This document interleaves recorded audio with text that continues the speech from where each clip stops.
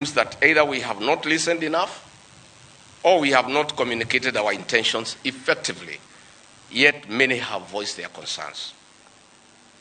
I would like to take this opportunity to ask our leaders to stop the culture of castigating the people with different views and opinions.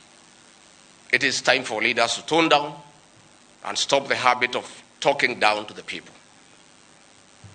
And this brings me to the critical issue why I've called this press conference. As Deputy President of the Republic of Kenya, I and President William Ruto were on the ballot and were given a mandate by the people of Kenya directly. I am an elected Deputy President, I'm not appointed. I therefore have a responsibility to the people of Kenya, and that responsibility is informed by my belief that honesty and truth are critical components of leadership. We have lost lives, property destroyed, anarchy, fear, uncertainty. How did we get here? How did we get here? We were just elected the other day as a very popular government. Where did the rain begin to beat us? Where did we stop listening to the people? President William Ruto and I were the darling of the Kenyan people by listening to them, by engaging them.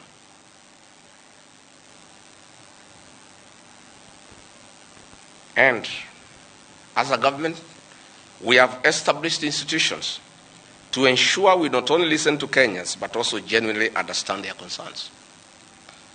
We invest significant resources in these institutions, particularly the National Intelligence Service, for this purpose. It is clear there has been a failure in the intelligence and advice we are receiving, particularly concerning crucial government policies.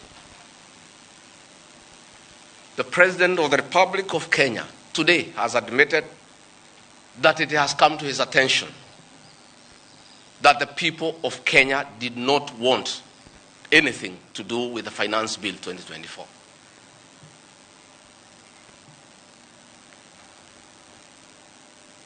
The President has now agreed that we need to listen to the people.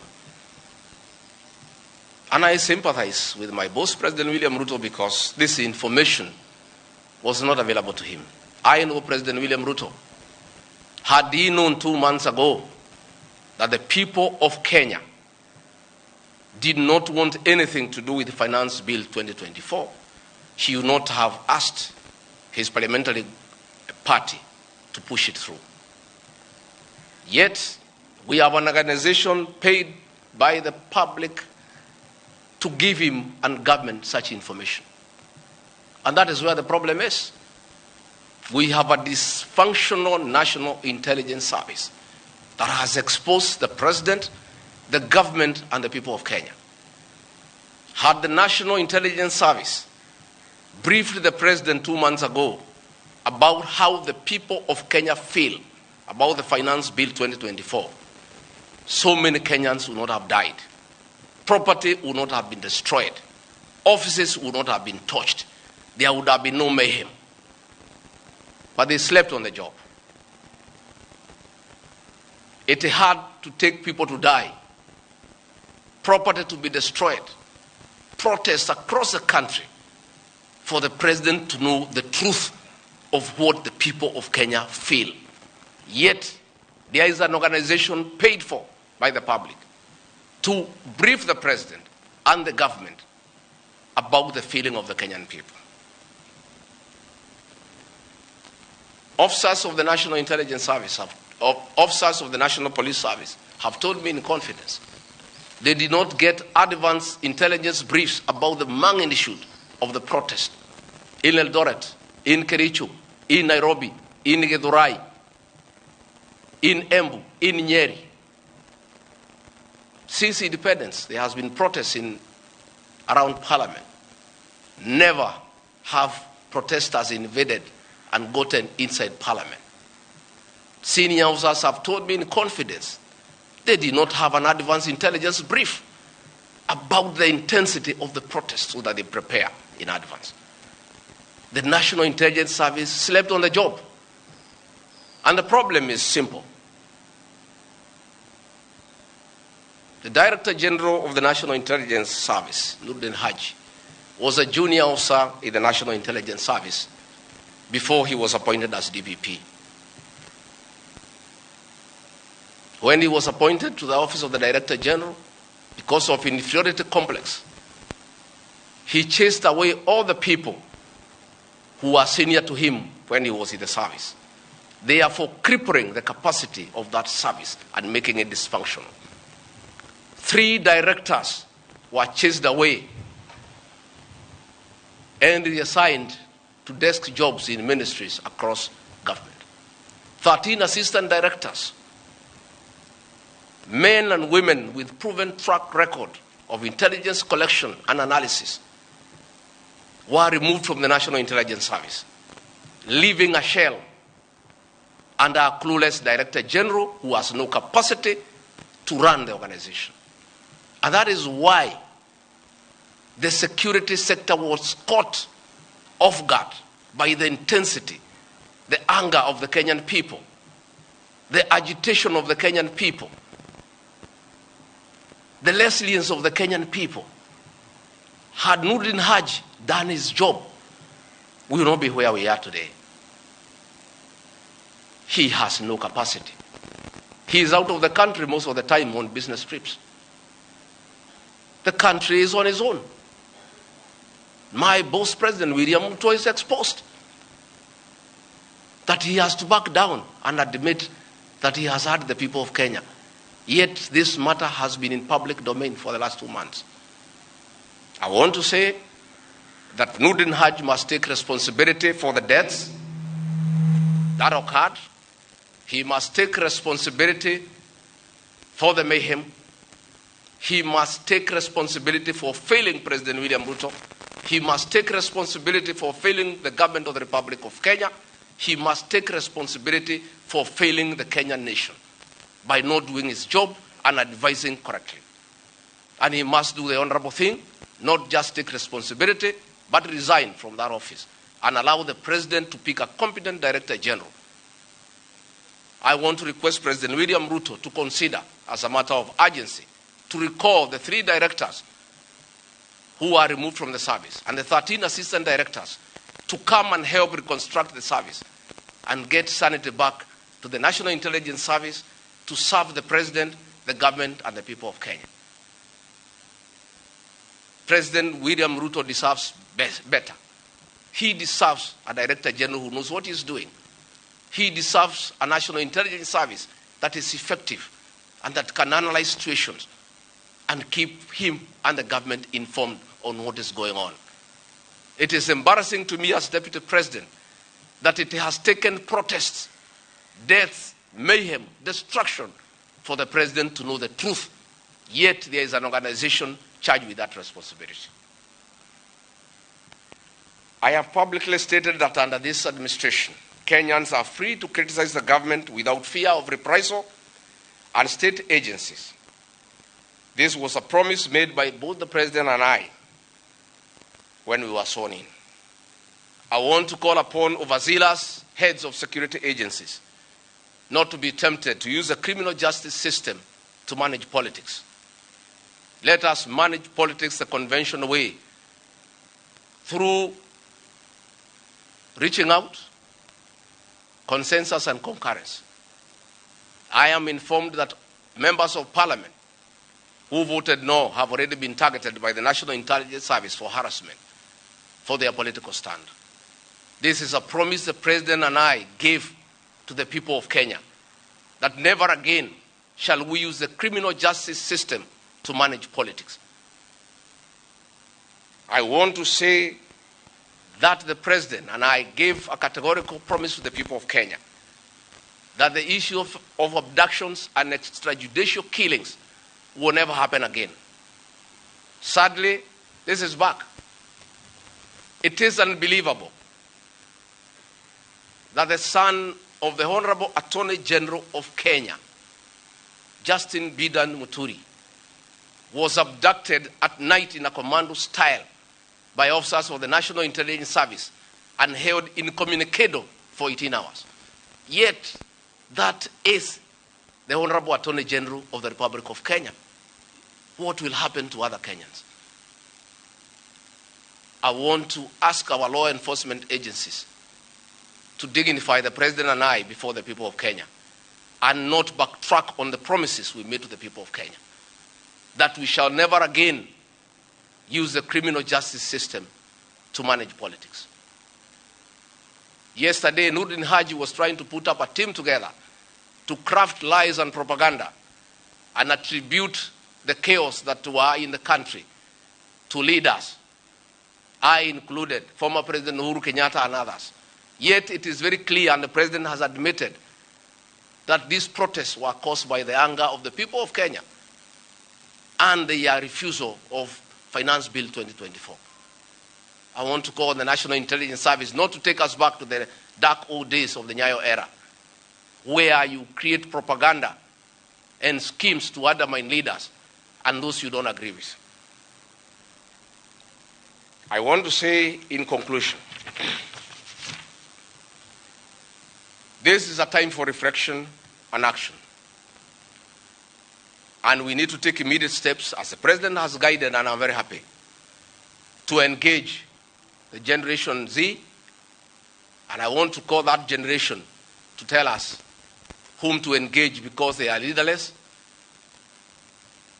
they are tribeless, they have no organizational structure, but we would like to engage the right people. There could be a temptation among some young people around us in government to pick some friends of theirs and attempt to bring them for discussion. So I want to challenge our young people and salute them for their courage and conviction and the love for their motherland to come up with a structure on how they can engage government in accordance with what President William Ruto has guided this afternoon. In view of the very wise decision by the President,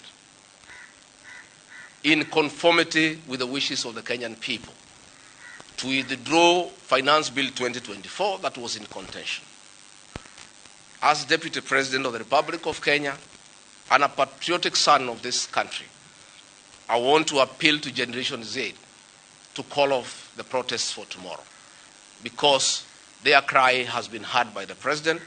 The President has accepted that there was an issue, there was a disconnect, and the President has done the right thing. And I think it's only fair that we call off the protest so that we don't have further loss of lives and destruction of property. It's an appeal that I have made as a father, as a parent, to our young children. We love you, we respect you. Please, I beseech you as your father, now that the President has given in and accepted to go with the wishes of the Kenyan people, please, my sons and daughters, I plead with you to save lives, to save bloodshed, to save loss of property and lives. My sons, my daughters, please make an announcement this evening and call off the protest.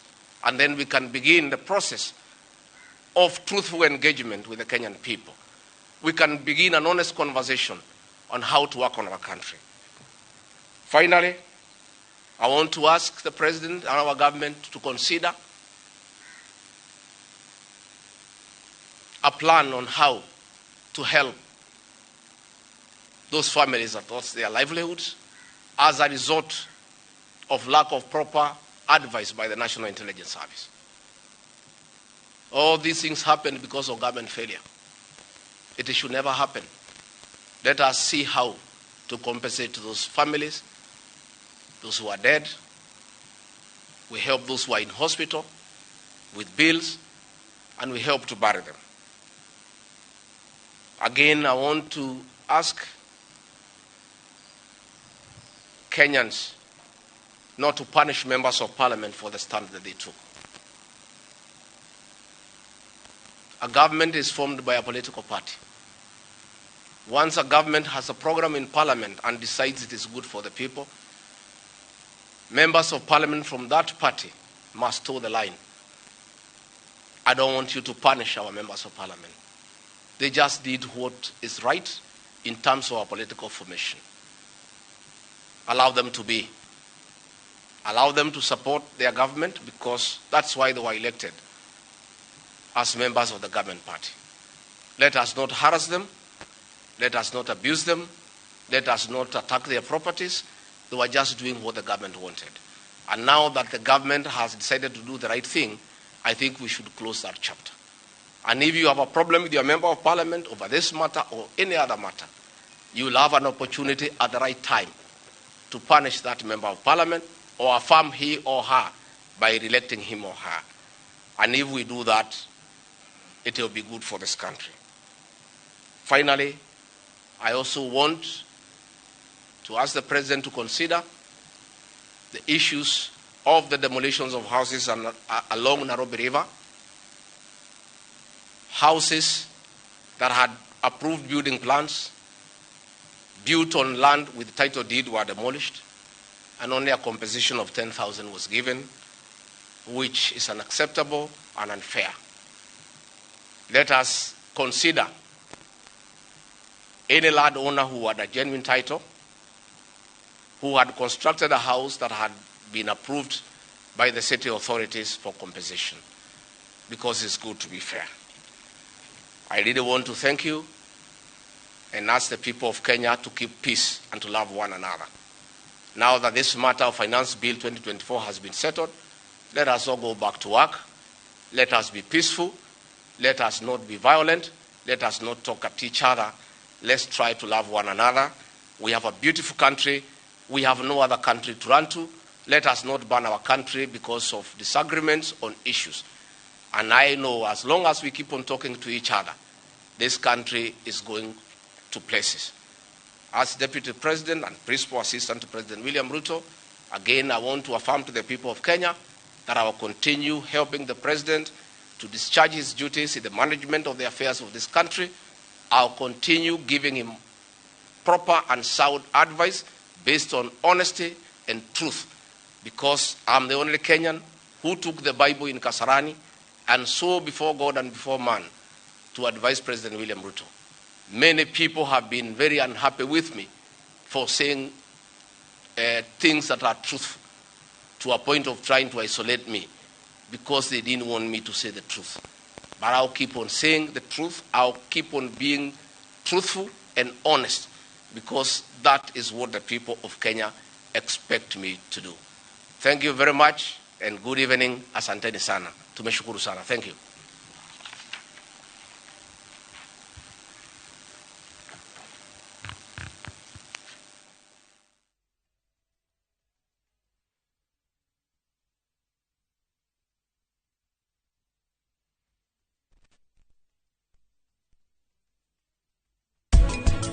Rũciũ kinye thaa 2 tarĩ nginyu.